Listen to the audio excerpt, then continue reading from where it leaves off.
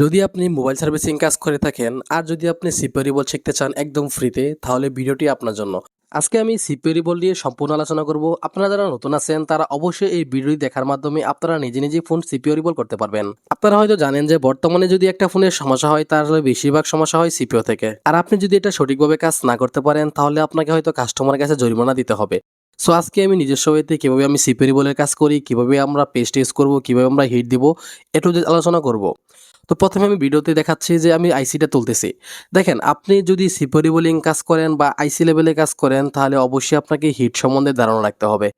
আপনার হটগানে কত হিটে আইসি উঠতেছে, কত হিটে আইসি বসতেছে সেটা আগে আপনাকে নির্ধারণ রাখতে হবে। আমি যে হটগানটা ইউজ করতেছি এটা হচ্ছে কুইকের 2008, আর আমি হিট দিচ্ছি 355। শুরুতে আমি বাটন ফোন দিয়ে আপনাদের রিবল দেখাবো, কারণ যদি আমি এখানে স্মার্টফোন নেই তাহলে অনেকেই বুঝতে পারবেন না, তার জন্য আমি এখানে বাটন ফোন সিলেক্ট করেছি। দেখেন, আপনি যখন একটি কাজ করতে যাবেন তখন কিন্তু আপনাকে ছোট কিছু দিয়ে শুরু করতে হবে। আপনারা যদি চান এরকম ভিডিও আমি আরও সিরিয়াল টু বা সিরিয়াল দিব, যদি আপনারা ভিডিওগুলো লাইক কমেন্ট শেয়ার করেন তাহলে হয়তো দিব।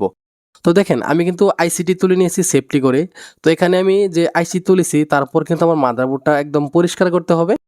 তো এখানে কিন্তু আমি বোর্ডটা পরিষ্কার করে নিচ্ছি। যদি এখানে উঁচু নিচু থাকে তাহলে কিন্তু আইসিগুলো বসবে না, যার কারণে কিন্তু ফোনটি ডেট হয়ে যেতে পারে বা ফোনটি আর রান হতে পারে না। তো অবশ্যই আপনি মনে রাখবেন, আপনি যখন একটি কাজ করবেন তখন অবশ্যই পরিষ্কার করে করার চেষ্টা করবেন। আর সবসময় চেষ্টা করবেন শুরুতে যাতে এক চান্সেই ফোনটি ঠিক হয়ে যায়। সো আমি স্টেপ বাই স্টেপ কাজটি করতেছি, আপনারা মনোযোগ দিয়ে ভিডিওটি দেখুন এবং ভিডিওর শেষে কিছু কথা বলবো, যারা নতুন টেকনিশিয়ান আছেন তাদের অনেক উপকার আসবে।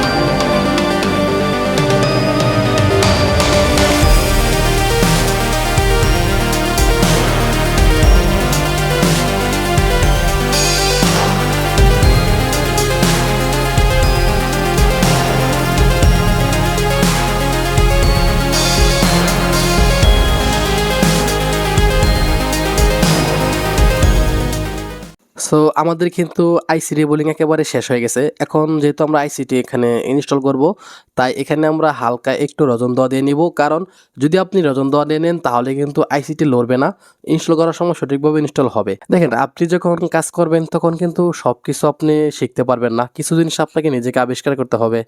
টেকনিশিয়ান মানেই হচ্ছে নতুন কিছু তৈরি করা। সো আপনি বুঝে নেবেন কীভাবে আপনার আইসিটা বসাইলে ভালোভাবে ইনস্টল হবে, সেটা আপনাকে কাজ করে করে অভিজ্ঞতা অর্জন করতে হবে। তো এখানে আমি আইসিটি বসানোর পর হিট দিচ্ছি।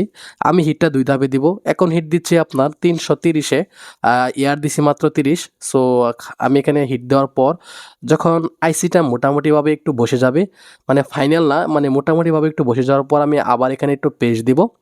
কর্নারে একটু পেস্ট দিয়ে আমি আবার হিট দেব।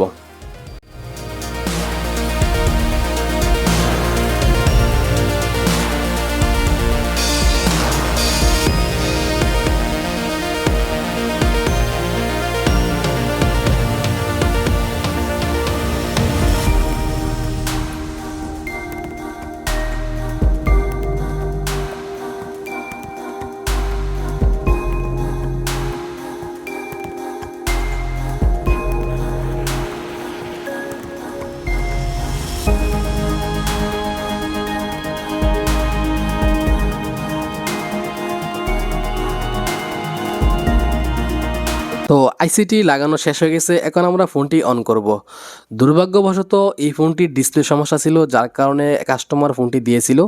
সিপিইউ রিবোলিং কমপ্লিট হয়েছে কিন্তু ডিসপ্লে কারণে ফোনটিতে কিন্তু লেখা আসতেছে না। পরবর্তীতে আমি এখানে একটি ডিসপ্লে লাগাই দিব। সো আজকে ভিডিও এই পর্যন্তই। জানি না ভিডিওটি কেমন হয়েছে, যদি ভালো লাগে থাকে অবশ্যই চ্যানেলটাকে সাবস্ক্রাইব করবেন। আল্লাহ হাফেজ।